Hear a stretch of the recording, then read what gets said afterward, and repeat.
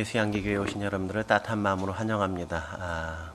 여기가 너무 따뜻한 것 같아요. 그래서 좀 온풍기 좀 조절해야 될 것 같아요. 속에서 땀이 나려고 그러는 것 같아요.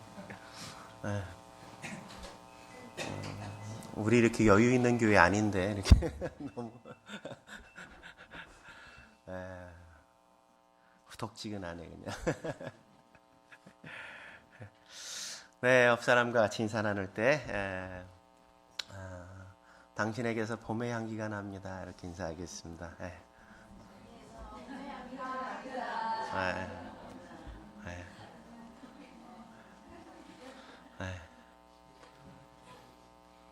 계속 시커먼 옷만 입고 다니더니 그래도 밝은 옷이 몇 개가 이렇게 보이기 시작하네요. 네. 얼굴은 더 밝습니다. 오늘 하나님께서 우리에게 주신 말씀 빌립보서 2장 1절부터 4절까지의 말씀입니다. 빌립보서 2장 1절부터 4절까지의 말씀 같이 한 절씩 교독하도록 하겠습니다. 그러므로 그리스도 안에 무슨 권면이나 사랑에 무슨 위로나 성령에 무슨 교제나 긍휼이나 자비가 있거든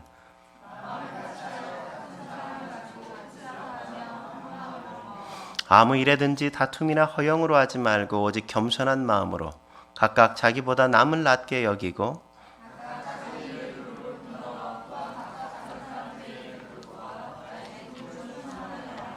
아멘. 오늘은 갈등 건강한 관계를 추구해야 행복하다는 주제로 함께 말씀을 나눌까 합니다. 여러분 배우 안성기와 박중훈이 주연을 했던 영화 라디오스타라는 영화 보셨습니까? 영화도 안 보고 뭐 하십니까? 오래된 영화이긴 하지만 쌍팔년도 가수왕 출신이었던 가방 출신이지만 폭행 사건으로 지금은 가진 것이라고는 아무것도 없는 삼류 가수에 들지도 못하는 최곤이라는 가수가 주인공이 되어지죠. 그는 여전히 그 시절 자기가 가왕 시절을 잊지 못하고 있습니다. 늘 그 시절에 내가 가왕이었다는 사실에 붙들려서 늘 나는 가왕처럼 취급받기를 기대하고 소망하는 마음이 많죠. 사람들이 자기를 무시하면 그것을 참지 못합니다. 마치 감정을 잘 조절하지 못하는 분노 조절 장애가 있는 것처럼 안하무인격으로 살아가고 또 괴팍한 성격이나 행동으로 나타나서 주변 사람들이 그를 좋아하는 사람이 하나도 없어요. 그의 행동을 보고 있는 것 자체가 어떤 그 영화를 보는 사람으로 짜증스럽게 만드는 그런 행동이 그의 행동의 전반에 깔려 있단 말이죠. 근데 이보다 더 우리를 짜증스럽게 만드는 것은 최곤을 언제나 곁에서 믿어주고 함께 그를 따라주는 매니저 박민수라는 사람 아니겠어요? 안성기가 맡았던. 아니 어떻게 이런 사람 곁에 저 사람처럼 저렇게 오래 머물 수 있을까? 나 같으면 떠나도 벌써 떠났겠다. 그를 통해서 얻을 수 있는 게 뭐라고? 그와 함께 하면서 누릴 수 있는 게 뭐라고 그와 함께 있어주나? 그 짜증스러운 그 사람 곁에 늘 머물면서 함께 해주는 그 사람 여전히 이해가 되지 않잖아요. 여전히 자신이 스타라고 믿고 있는 가수 최곤과 그를 한결같이 곁에서 스타로서의 삶을 지켜주려는 매니저의 삶, 그것이 영화의 어떤 내용인 거죠. 처음에는 그것을 보는 것이 짜증으로 시작되지만 점점 시간이 흘러가면서 우리의 내면 가운데 차츰 감동의 마음으로 찾아오는 그 영화를 우리가 기억할 수 있지 않습니까? 무엇 때문에 그렇습니까? 오늘날 인간관계는 철저히 계산적이잖아요. 이에 타산적이잖아요. 빛나고 있는 누군가는 스스로 빛을 내고 있다는 교만함 속에 붙들려 살고 있고 빛나는 별이 되기 위해서 노력하는 누군가는 빛을 내기 위해 주변의 빛을 꺼버리고 살아가잖아요. 돈이 되는 사이엔 사람이 몰리기도 하고 손해볼 것 같은 장사엔 사람들이 그냥 빠져가는 것이 우리의 삶의 현실이란 말이죠. 그것이 친구 사이든 연인 사이든 그것이 부부 사이든 부자 사이든 모두가 다 그런 불편한 관계가 되어지면 그냥 멀리하고 싶고 뭔가 나에게 이득이 된다면 함께 모이는 것이 이합집산의 인간의 어떤 현실의 모양 아닙니까? 그런데 그 영화가 우리에게 감동을 주는 건 뭐예요? 박민수라는 그 사람이 그 모든 이합집산처럼 이해타산적인 인간관계 속에서 그런 이해타산적이지 않고 계산적이지 않고 언제나 그가 예전에 가왕이었지만 지금 그 안에 사로잡혀서 자기에게 상처만 안겨주고 어떤 도움도 주지 않지만 그러나 끊임없이 그를 그렇게 지켜주고 그를 보호해 주려는 그의 한결같은 모습 때문 아니겠습니까? 어느 한순간 두 사람이 갈등이 커지면서 박민수가 그를 떠나가게 되어져. 채권을 떠나가고 난 뒤에 한참 뒤에 채권이 박민수가 없으면 삶 자체가 안 되거든요. 삶 자체가 안 돼. 왜냐하면 그를 받아줄 수 있는, 그를 지켜줄 수 있는 유일한 사람, 그의 분노, 그의 충동적인 것, 그것을 받아줄 수 있는 유일한 사람이 박민수밖에 없기 때문에 나중에 그를 그리워하면서 가슴 울리는 명대사 하나를 남기지 않습니까? 형이 그랬지. 저 혼자 빛나는 별은 없다고 말이야. 저 혼자 빛나는 별은 없다고 말이야. 와서 좀 비춰주라. 와서 좀 비춰주라. 나는 혼자서 결코 빛날 수 없다고. 형이 와서 나를 좀 비춰줘야 나도 빛나지 않겠냐고. 그러면서 그를 그리워하는 이 대사를 남기지 않습니까? 오늘 우리들에게도 이 세상에도 필요한 사람이 있다면 바로 그와 같은 사람이죠. 누구의 곁에 가서 함께 비춰줄 수 있는 그 사람. 그 사람이 있어야 함께 있는 사람도 빛을 발할 수 있고 더불어 함께 빛나는 인생을 함께 살아갈 수 있기 때문에 그런 것 아니겠습니까? 오늘 우리의 삶의 주변엔 얼마나 많은 최곤과 같은 사람들이 있어요. 자기의 감정을 조절 못하는 사람, 순간순간 욱욱하는 사람, 어쩌면 매스미디어에 그렇게 길들여져서 그냥 참지 못하고 기다리지 못하고 그냥 순간에 일어나는 감정이 쉽게 폭발하기 쉬운 이 문화가 만들어내는 이 문화의 현실에 어쩌면 대부분의 사람들이 그런 감정을 갖고 우리가 살아가잖아요. 참지 못하고 느끼는 대로 그냥 표출하는. 그래서 여기저기 상처와 또 아픔, 이런 것들을 내게 쉬운 어떤 관계들이 우리 안에 얼마나 많이 있습니까? 그래서 그 작은 상처들이 갈등을 만들고 갈등이 때때로 다툼과 전쟁을 만들어가는 것들을 우리가 살펴보죠. 그것은 단지 오늘날 우리만의 문제가 아니었습니다. 바울이 얘기했던 빌립보 교회 성도들 역시도 그 안에 그런 적지 않은 갈등이 있었고 그 안에 다툼이 있었다고 성경은 기록하고 있지 않습니까? 오늘 보면 2절과 3절에 뭐라 그래요? 2절과 3절, 그래서 이렇게 얘기하는 겁니다. 같이 읽겠습니다. 시작. 마음을 같이하여 같은 사랑을 가지고 뜻을 합하여 한 마음을 품어 아무 일에든지 다툼으로나 허용으로 하지 말고.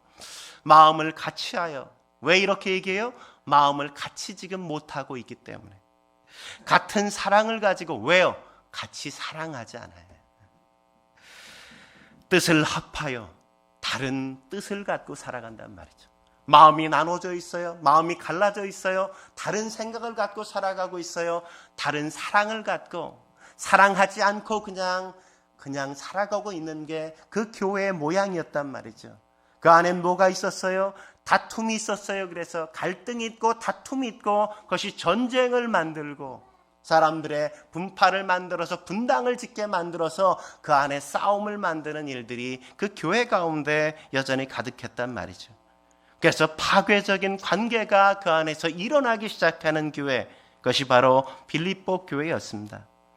그래서 오늘 바울은 그런 갈등조차도 건강한 관계를 추구하는 사람에게 행복이 있다고 이야기하면서 갈등의 문제, 그것을 어떻게 해결하면서 건강한 공동체의 관계를 형성해 갈지에 대한 레슨을 우리 가운데 해주고 있는 거죠.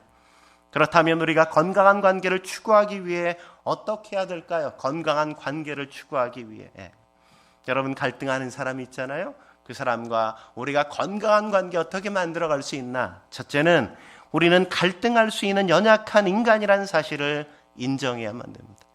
우리는 갈등할 수 있는 연약한 인간이라는 사실을 인정해야 된단 말이죠. 그런 얘기 있잖아요. 늙어가면서 두 여자와 사는 남자는 대머리가 될 확률이 많다. 뭔 말인가? 젊은 처백에 가면 흰머리가 너무 많아서 흰머리가 많으면 나이 들어 보인다고 첩이 자꾸만 흰머리를 다 뽑아주고, 또 본처에 가면 이 늙은이가 검은 머리가 많아가지고 젊은 여자를 찾아다닌다고 검은 머리를 다 뽑아서 흰머리, 검은 머리 다 날라가서 대머리가 되기 쉽다고. 그래서 펄벅여사, 대지의 작가인 펄벅여사도 그런 말 했죠. 아무리 넓은 집이라도 두 여자와 함께 살 만큼 넓을 수는 없다. 아무리 넓은 집이라도 두 여자가 함께 살 만큼 넓을 수는 없다. 근데 가정만 그럴까요? 가정만 그렇지 않습니다. 직장도 어떤 공동체도 어떤 사회도 두 사람이 함께 다투지 않고 갈등하지 않고 살 수 있는 공간은 세상에 그 어디에도 없죠. 그것은 여자들의 문제만이 아니라 남자들 역시도 마찬가지잖아요. 두 사람이 각기 다른 마음을 품고 각기 다른 환경 속에 자라와서 그렇게 다른 문화 속에 살아온 삶의 가치가 함께 만나면 충돌을 일으킬 수밖에 없는 현실이 세상 우리가 살아가면서 경험하는 현실이라는 사실을 우리는 결코 잊지 말아야만 합니다. 가정만이 아니라 직장도, 직장만이 아니라 모든 이해의 집단도, 또 더 넓게는 국가도, 그래서 전쟁이 끊이지 않는 이 세대를 우리가 경험하는 거죠. 그런데 문제는 그런 갈등이 우리 안에 있다는 것 아니겠습니까? 세상이 아닌 거룩한 교회 가운데, 세상 사람들이 아닌 거듭난 그리스도인 가운데도 여전히 그런 갈등이 존재하고 있다는 사실 아니겠어요? 사실 교회 공동체는 세상 공동체와 차원이 다른 공동체가 아닌가요? 세상의 공동체는 단순히 사람들의 모임이며 남녀로 구성되어 있지만 그러나 교회는 그 이상이란 말이죠. 그래서 바울이 빌립보서 1장 6절에 뭐라고 이야기합니까? 너희 안에라는 건 너희만이 공동체를 이루고 있지 않다는 거죠. 너희 안에 뭐라고요? 착한 일을 시작하신 이가 계시단 말이죠. 교회는 너희, 남녀, 너희가 함께 구성하는 것만이 아니라 그 이상의 하나님이 교회를 창조하셨고 교회 공동체를 여전히 다스리시고 통치하신다는 사실을 여기에서 말씀해주고 있는 것 아니겠습니까? 그러나 그럼에도 불구하고 그렇게 거룩한 하나님의 통치와 다스림이 있는 공동체임에도 불구하고 그러나 죄를 범한 인간으로 형성되어 있기 때문에 여전히 그 안에는 갈등이 내재되어 있다는 사실을 우리는 결코 잊지 말아야만 돼요. 왜냐하면 여전히 죄는 성도들 안에 거대한 영향력을 행사해서 사랑의 대상을 고통의 대상으로 바꿔가고 돕는 자리에 있는 사람들을 다툼의 자리로 그들을 이끌어 간다는 사실을 우리가 보기 때문에 그렇습니다. 사단은 끊임없이 교회 공동체 속에 찾아와서 작은 차이를 다름이라는 것으로 서로가 대적하게 만들고 서로 대립하게 만들어서 그 안에 분열을 자아내는 분열의 영이라는 사실을 우리는 결코 놓치지 말아야만 합니다. 그래서 우리가 성령의 하나 되게 하시는 하나님을 굳건히 지키려고 노력하지 않으면 교회 역시도 거룩한 공동체이지만 그러나 분열될 수 있다는 사실을 우리는 잊지 말아야 돼요. 그래서 오늘 3절에 뭐라고 이야기합니까? 3절에 이렇게 얘기하죠. 아무 일에든지 다툼이나 허용으로 하지 말라. 아무 일에든지라는 말은 뭐예요? 아무 일에든지라는 말은 어떠한 일에서도 결코 다툼과 허용을 용납하지 말라는 것 아니겠습니까? 다툼이 있어요. 경쟁이 있어요. 화목하지 못해요. 왜요? 우리가 그것을 허용하기 때문에 그렇단 말이죠. 사실 빌립보 교회도 유오디아와 순두계라는 두 여인이 있었습니다. 그들은 교회의 지도자였습니다. 두 여인의 거대한 갈등은 교회의 평화를 깨뜨렸어요. 교회는 전쟁터로 하루아침에 전락하고 말았습니다. 바울이 영향력 있는 두 여인의 죄에 대해서 특별하게 뭐라고 한 여인에게 죄를 꼬집어 야단치지 않는 이유를 보면 어쩌면 이 두 여인의 어떤 갈등은 어떤 특별한 죄의 문제, 하나의 죄의 문제 때문은 아니기 때문일지도 모르겠어요. 특별한 드러내놓고 이건 어떤 죄야 라고 얘기하지 않는 이유는 그런 특별한 죄가 아니라 그냥 단순히 작은 의견의 차이, 의견을 달리하는 것 아니면 감정을 상하게 하는 작은 문제 때문에 이 갈등이 증폭되어지고 커진 것이 아닐까 하는 것을 우리는 상상할 수 있겠죠.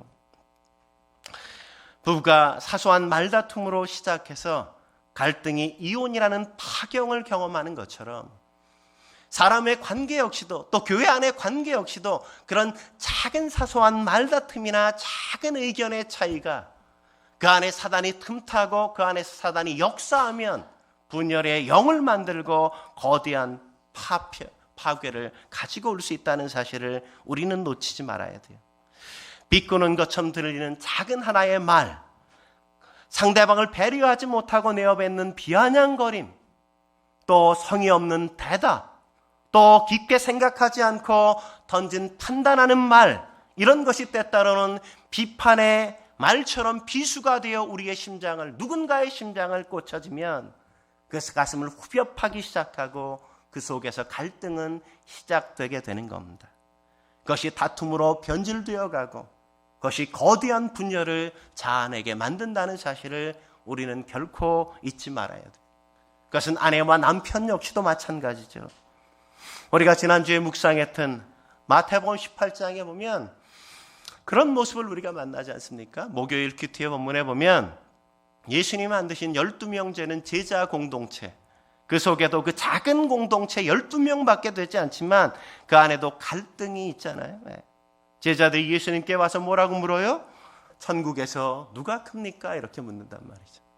그 마음에 뭐가 있어요? 나도 크고 싶은 욕망이 있단 말이죠.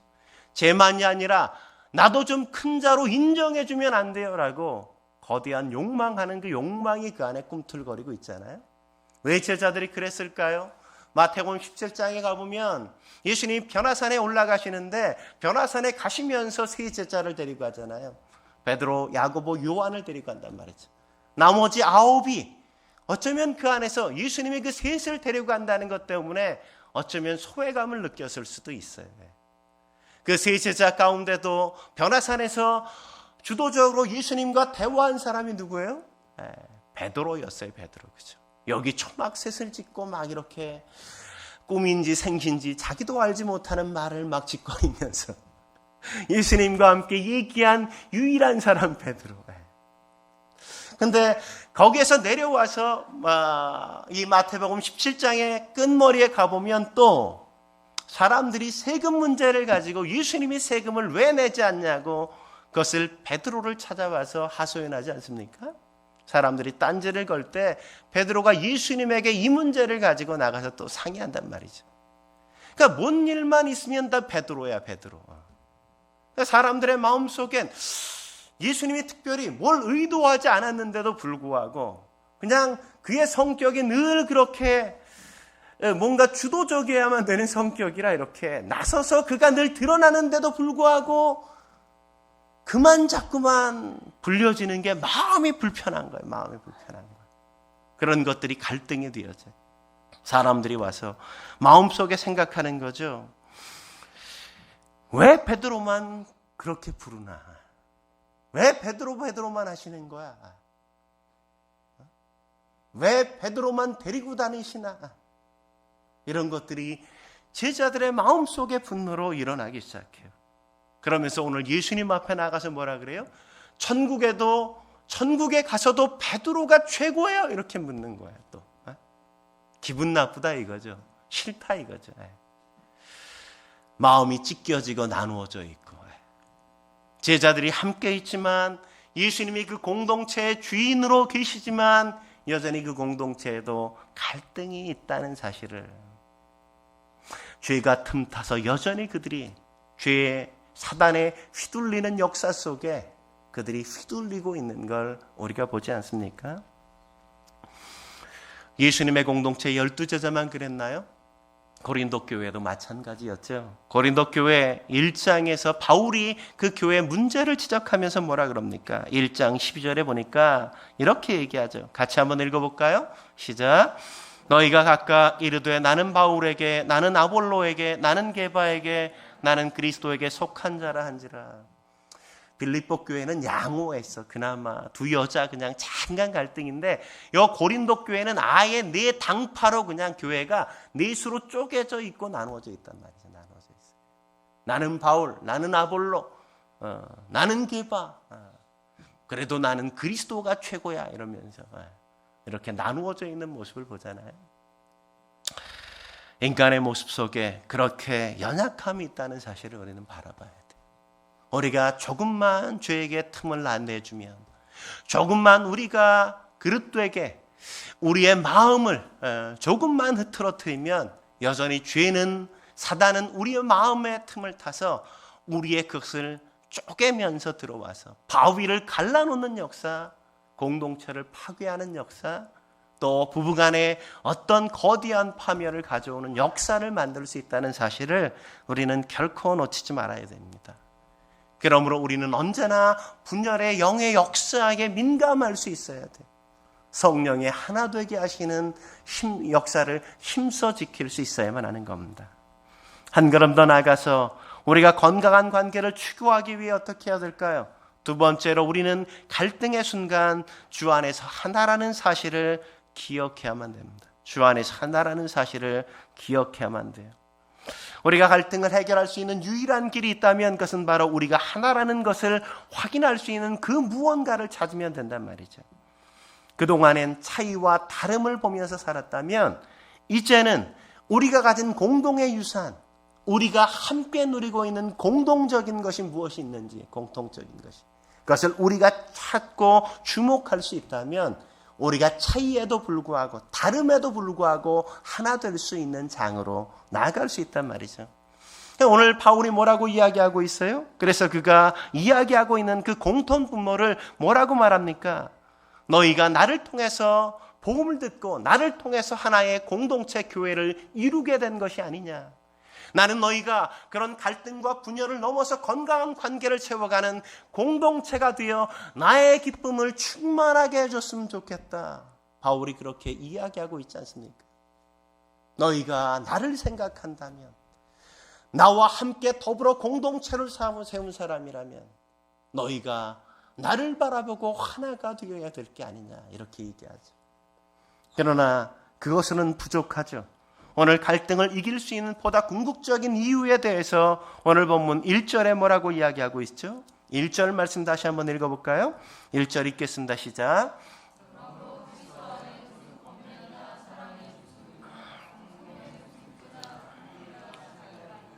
네. 그러므로 그리스도 안에, 이렇게 얘기하잖아요. 그리스도 안에. 그들은 그리스도 안에 있단 말이죠. 우리는 그리스도 안에 있단 말이죠. 그리스도가 그들을 하나 되게 하는 울타리란 말이죠. 그리스도라는 거대한 집 속에 우리는 한 가족으로 살고 있다는 것을 바울은 기억하게 만드는 것 아니겠습니까? 그래서 바울은 2절에 뭐라고 얘기하고 있어요? 마음을 같이하여 같은 사랑을 가지고 뜻을 합하여 한 마음을 품어라고 이야기하죠. 그래요. 근데 이 구절을 현대어 성경에는 이렇게 번역하고 있어요. 다시 한번 같이 한번 읽어볼까요? 시작. 그렇다면 서로 사랑하고 서로 마음을 열어 화합하십시오. 한 마음과 한 생각과 한 목적을 가지고 함께 일하여 내 마음을 기쁘게 해 주십시오. 여기서 뭐라고 말하고 있어요? 한 마음과 한 생각과 한 목적을 가지고. 뭘 강조해요? 한을 강조해요. 한. 여기서 한이라는 단어가 뭘 의미할까요? 우리 개역개정판 성경에 보면 같은이라는 말이 뭘 얘기하는 것 같아요? 바로 그리스도 안에를 의미하는 거란 말이죠. 그리스도 안에. 우리는 하나같이 그리스도 안에 있다는 거죠. 네. 그래서 이 말을 다시금 우리가 번역하면 우리가 그리스도 안에 있는 것을 우리가 기억해야 된다는 말은, 이 말은 너희가 그리스도 안에서 한 마음을 품고 그리스도 안에서 한 생각을 가지고 너희가 그리스도 안에서 그분을 목적으로 함께 살아가는 거룩한 동역자들이라는 사실을 기억하라는 것이죠. 그래서 오늘 본문의 15절에 뭐라고 이야기하고 있습니까? 15절에 보면 너희 안에 이 마음을 품으라 곧 그리스도 예수의 마음이니. 그리스도 예수의 마음을 품고 그리스도 예수의 생각을 갖고 그리스도 예수를 목적으로 삼아서 너희가 지금 함께 살아가고 있는 동역자라는 사실을 잊지 말라고 이야기하고 있는 것 아니겠어요? 네. 그래서 바울은 그리스도 예수의 마음을, 그리스도 예수를 생각하면서 그리스도 예수를 위하여 함께 살아가는 동역자라는 사실을 함께 생각할 수 있다면 우리는 그리스도의 겸손한 마음으로 살아갈 수 있다고 얘기하는 거죠. 겸손한 마음. 네. 겸손한 마음. 그리스도 예수가 가졌던 그 겸손한 마음이 우리 안에 이루는 놀라운 기적 두 가지가 있다고. 그래서 바울은 이야기하고 있지 않습니까? 그 두 가지의 기적이 뭐예요? 하나는 다른 사람이 각각 자기보다 다른 사람을 낮게 여긴단 말이죠. 모든 사람이 각각 자기보다 다른 사람을 낮게 여긴단 말이죠. 3절 하반절에 뭐라고 얘기해요? 오직 겸손한 마음으로 각각 자기보다 남을 낮게 여기고, 자기보다 남을 낮게 여기고. 오늘 우리가 자기보다 남을 낮게 여길 수 있다면 우리의 공동체는 얼마나 달라질까요? 세상이 부러워하는 그 공동체가 바로 우리가 이루면서, 이 안에서 누리면서 함께 살아갈 수 있지 않겠습니까? 모든 갈등, 모든 차이, 모든 다름을 극복할 수 있는 이 유일한 근원이 어디겠어요? 상대방을 나보다 낮게 여길 수 있다면 우리는 그 모든 차이를 넘어 하나 된 사랑으로 함께 살아갈 수 있지 않겠습니까? 상대방에 대한 존중하는 마음, 상대방의 생각에 대한 존경심, 상대방에 대한 거대한 이해 속에서 함께 더불어서 그를 이해하고 더불어 함께 품어가면서 살 수 있지 않겠습니까? 우리가 상대방에 대한 존중은 그 안에서 창조되어진단 말이죠. 사람들에 대한 경청, 그런 것이 그 안에서 생기는 거죠. 우리가 사랑하는 사람 생각하면 어때요? 사랑하는 생각하면 뭘 해주면 좋을까? 이런 생각 많이 하지 않습니까? 여러분은 그런 적이 없는지 모르지만 저는 늘 그렇게 살아왔어요. 내가 뭘 하면 아내가 기쁘게 할까? 내가 뭘 하면 아내가 정말 행복해 할까? 이런 생각이 전 많이 해요. 저는 아내 생일이 되기 전 한 달 전부터 아내에게 뭐 해주면 아내가 기뻐할까? 뭐 해주면 행복해 하지? 진짜 혼자 한 달 내내 고민을 해요.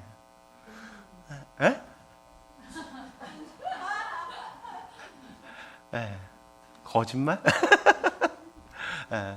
그러면 그게 정말 행복한 시간이에요. 행복한 시간.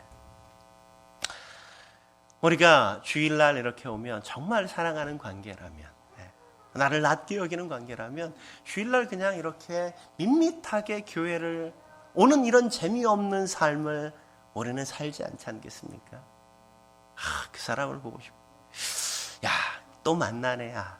뭘 해다 주면 얘가 좋아할까? 내가 어떻게 하면 얘를 오늘 행복하게 해줄 수 있지? 내가 어떤 걸 도와주면 이 사람이 정말 즐거울까? 그러고 함께 나와서 함께 우리가 생활할 수 있으면 정말 행복하지 않겠어요? 어디서부터 시작되어져요? 나보다 남을 낮게 여기는 마음에서. 거기엔 존중이 나오고 경청이 있고 상대방에 대한 배려가 있고 상대방을 세워주는 격려와 위로가 그 안에 함께하지 않겠습니까? 또 하나는 자신만이 아니라 다른 사람의 일을 돌아볼 줄 안단 말이죠. 다른 사람의 일을 돌아보죠. 4절 말씀에 뭐라 그래요? 각각 자기 일을 돌아볼 뿐더러 또한 각각 다른 사람의 일을 돌보아라고 이야기하죠. 돌보아. 우리는 나를 돌아보기에도 바빠요. 그죠? 나 하나 챙기는 거 너무너무 힘들어. 그죠? 아침에 그냥 빨리 안 일어나, 빨리빨리 처먹어 막 이러면서 아이들 데리고 나오는 이런 환경들. 다른 사람에 대한, 나를 돌아볼 뿐더러 다른 사람을 돌아보는 사람은 부지런할 수밖에 없는 거예요. 일찍 일어나 나를 다 챙기고 전날 이미 다 준비하고 아침에 일어나서 미리 깨워서 기분 좋게 함께 일어나게 만들고 준비하게 만들고, 그 누군가를 만날 그 사람의 것까지 내가 챙기는 그 여유, 그 부지런함이 함께 그 안에 창조되어지는 거죠. 내가 이렇게 해가면 우리 아이들 참 좋아할 것 같아. 그런 마음이 우리 안에 함께 일어나면, 부지런히 함께 돌보면 그 안에 작은 서로의 돌봄들을 통해서 그 안에 작은 사랑의 꽃이 피어나고 그 안에 행복들이 함께 만들어지고 그 안에 갈등들이 잠지워지고 가리워지고 서로의 인생이 꽃피는 것들을 함께 바라볼 수 있는 것 아니겠습니까? 다른 사람을 돌아보는 사람, 그 사람은 주일날 그 사람의 얼굴들 하나하나를 이렇게 기억한단 말이에요. 왜 그 사람의 얼굴에 수심이 가득했을까? 월요일 아침에 일어나 새벽 아침 묵상을 하면서 그 사람을 떠올리면서, 하나님, 그 사람이 무엇 때문에 어려워하는지 주님께서 그를 도와주십시오.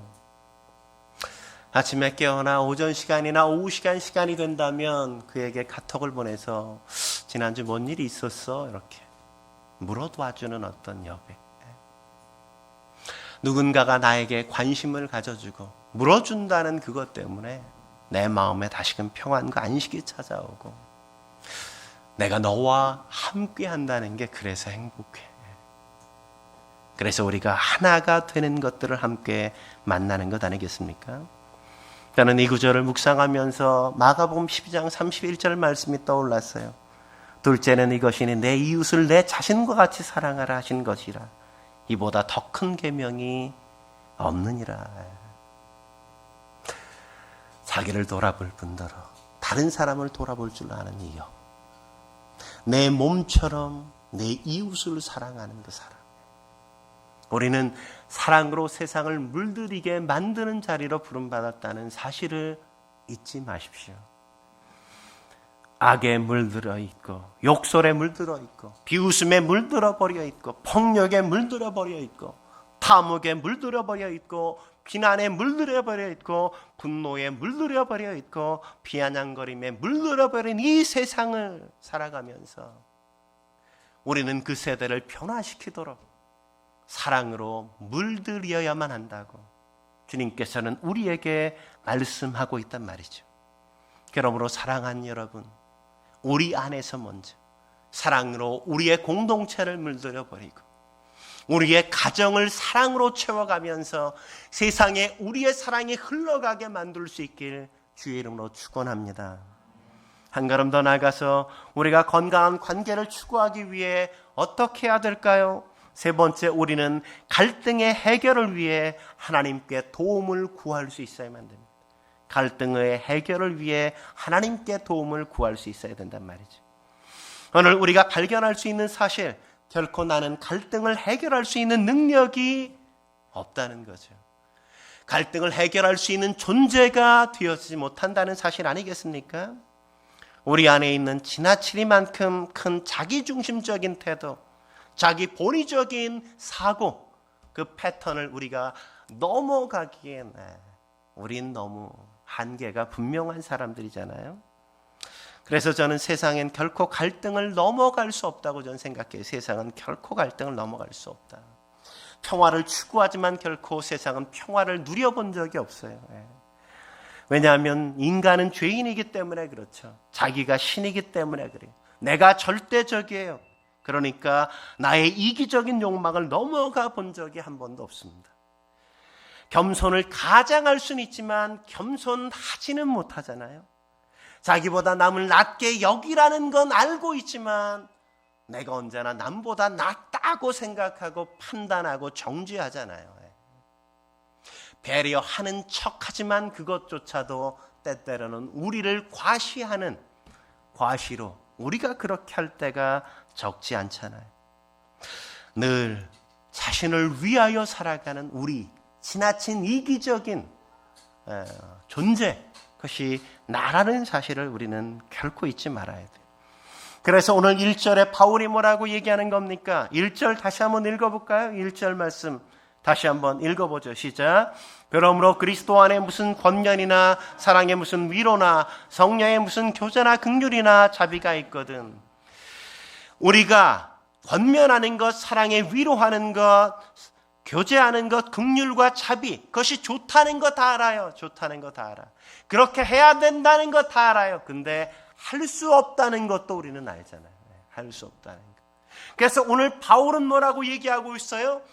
그 주체를 그리스도에 초점을 맞추게 하고 성령께 초점을 맞추면서 이야기하고 있지 않습니까? 우리 안에 소망을 두지 않고 우리가 할 수 없다는 사실을 알기에 그리스도를 바라보라고, 그리고 성령을 의지하라고 그렇게 오늘 그렇게 우리에게 요청하고 있는 걸 바라보는 것 아니겠습니까? 말은 무성한데 삶으로 이루지 못하는 삶. 우리는 불가능하기에 예수를 바라보고 십자가에서 자기를 못 박아 죽이시면서 철저하게 그리스도 앞에 자신을 복종시키며 낮은 자리에 나아가셨던 그분처럼 우리도 그분을 바라보도록 요청하고 있고 성령의 도움을 구하도록 우리를 그 자리로 이끌어 가고 계신다는 사실을 우리는 잊지 말아야만 됩니다. 나는 할 수 없기에 절망하는 게 아니라 나는 할 수 없지만 주님은 하실 수 있습니다. 내가 십자가에서 주님이 어떻게 죄인된 우리를 위해서 아낌없이 주셨는지를 내가 볼 수 있다면 그 안에 내 자아를 십자가에 못 박고 주님처럼 내가 다른 사람 앞에서 죄인처럼 죽어갈 수 있습니다. 죄인처럼 내가 다른 사람을 위하여 나의 인생을 내어놓을 수 있습니다. 죄인된 사람들을 위해서도 나는 그들 앞에 굴복하고 그들을 위하여 나의 인생을 불태울 수 있습니다. 성령이여 나를 도와주셔서 나를 그 십자가 아래로 이끌어가 주십시오. 내가 죽어야 다른 사람이 살 수 있는, 내가 죽고 예수가 살아야만 이 땅에 평화는 오는 것 아니겠어요? 근데 그것은 내가 스스로, 내가 홀로 그냥 이룰 수 있는 문제가 아니란 말이죠. 우리가 십자가 앞에 나가야만 되고 그 십자가 앞에서 우리가 주님 앞에 철저하게 주님의 은혜를 경험할 때 비로소 내가 죽을 수 있는 것이기 때문에 그래요. 그래서 오늘 5절 말씀에는 너희 안에 이 마음을, 그리스도 예수의 마음을 품으라고 요청하고 있는 거죠. 그러므로 사랑하는 성도 여러분, 기도하셔야 돼요. 기도하셔야 돼요. 고난이 우리에게 문제가 되는 건 고난이 우리에게 너무 크기 때문이 아니라 고난보다 더 큰 은혜 앞에 나아가지 못하기 때문이잖아요. 고난을 이길 수 있는 더 큰 은혜가 우리 가운데 필요하다고요. 그것처럼 갈등이 우리 안에 문제가 되는 이유는 그 작은 갈등조차도 우리가 해결할 수 없는 그 은혜가 우리 안에 그렇게 메말라 있다는 거죠. 메말라 있다는 거. 갈등보다 더 큰 은혜를 주십시오. 갈등을 이길 수 있는 더 큰 은혜, 주님의 한량없는 은혜, 그 하나님의 넓은 가슴을 우리가 경험할 수 있도록 주님 도와주십시오. 하나님 아버지의 마음이 내 마음속에 그렇게 흘러 넘치게 주여 도와주십시오. 그래서 가난한 영혼들, 연약한 영혼들을 넉넉히 품고 작은 가시 같은 것들을 그냥 씹어서 으깨고 그냥 끌어안아도 그냥 그 모든 것들을 녹여버릴 수 있고 그것이 아무것이 되어지지 않는 더 큰 사랑으로 우리가 살게 주님 도와주십시오. 그것이 우리의 삶이어야만 되는 겁니다. 김남준 목사님의 책에 거룩한 삶의 은밀한 대적 게으름이라는 책에 보면 그런 그분의 이야기를 하나 실어놓죠. 어느 날 한 형제가 목사님을 찾아봤습니다. 그 형제가 정말 고달픈 인생을 살아가고 있는 거예요. 직장 생활이 너무너무 바쁘니까 너무 늦게 퇴근하고 너무 일찍 출근하고 쉼이 없는 겁니다. 너무 힘든데 그런 얘기들을 형제가 그냥 하소연을 막 하니까 잠시 얘기를 듣던 목사님이 그 형제에게 기도 생활을 좀 하는 게 어떠냐고 이렇게 권면했어요. 그랬더니 그 형제가 그냥 정말 암담한 표정을 지으면서 목사님, 여기에서 제가 새벽 기도까지 일찍 일어나 나가면 저 죽어요. 저 죽어. 그 말씀을, 그 얘기를 청년이 하는데 차마 목사님이 그럼에도 불구하고 형제 새벽 기도해야 돼 이렇게 얘기하지를 못했어요. 왜냐하면 이미 그 형제는 새벽 기도 안 하기로 작정하고 있는 태도가 명확하기 때문에 거기에 얘기해봐야 별 의미가 없다고 생각된 거죠. 그냥 내버려뒀어요. 그리고 기도해주고 갔어요. 한참 시간이 지난 후에 그 형제가 다시금 목사님을 찾아온 겁니다. 그러더니 그 형제가 찾아와서 하는 얘기가 그런 거예요. 제발 좀 기도 좀 해. 이 목사님의 말씀이 제 마음속에 계속 맴돌아서 떠나지가 않더래요. 그래서 새벽 기도를 나가기 시작했다는 게 새벽 기도. 그리고 그가 이런 고백을 하는 거예요. 목사님, 제가 인정하지 않을 수 없는 게 하나 딱 있더라고요. 뭔데? 저는 새벽에 일찍 일어나면 더 잠을 못 자니까 더 힘들 줄만 알아. 힘든 것만 생각했어요. 근데 가만히 제가 잊고 있었던 게 있더라고요. 내가 새벽 기도에 나가서 하나님께서 내게 새 힘을 주시면 내가 넉넉히 그 하루를 이겨갈 수 있다는 사실을 저는 놓치고 있었어요. 지금 새벽기도 나가서 생활하는 이 생활이 이제 마음의 여유를 만들어줘요. 여유를. 우리는 참 계산을 잘 못하고 살아요. 네. 하나님 앞에 드리는 시간이 낭비고 하나님 앞에 드리는 시간이 소모고 드리는 에너지가 어쩌면 거대한 허비라고 우리가 생각하는 때가 참 많은 것 같습니다. 그런데 그렇지 않아요. 하나님 안에 있고 그분을 만나면 방전됐던 우리의 에너지가 그냥 만땅으로 충전되어지는 역사가 있는 걸 우리는 날마다 경험하지 않습니까? 우리가 살지 못하는 것, 우리가 빡빡한 것, 우리가 그냥 끊임없이 불평과 불만과 원망이 툭툭 튀어나오는 이유는 삶이 빡빡해서가 아니라 우리가 하나님 앞에 머물지 않기 때문에 그런 거죠. 피곤해서는 은혜가 없어서지, 은혜가 없어서.